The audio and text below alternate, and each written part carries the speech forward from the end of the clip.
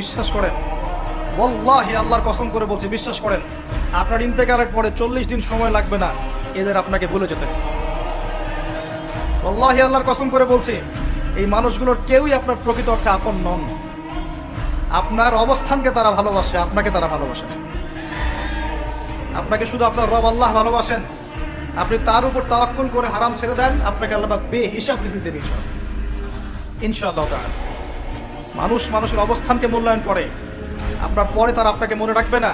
আপনি আমি যদি আজকে পৃথিবীতে নাও থাকতাম, আজকে যদি আমরা পৃথিবীতে নাও থাকতাম, পৃথিবীর ঘূর্ণন কমে যেত না। পৃথিবী ঘুরতই, রাত হতো, দিন আসতোই, আমাদের স্ত্রী সন্তানরা বেঁচে থাকতো, মা বোনরা বেঁচে থাকতো, সবাই যার যার জায়গায় ঠিকই থাকতো, আমরাই থাকতাম। এটাই বাস্তবতা, এটাই দুনিয়া নির্মম বাস্তবতা। তাহলে এই দুনিয়ার সংক্ষিপ্ত জীবনে কাদের কথা চিন্তা করে আপনি আল্লাহর অবাধ্যতা করছেন? কাদের কথা চিন্তা করছেন? স্ত্রী সন্তান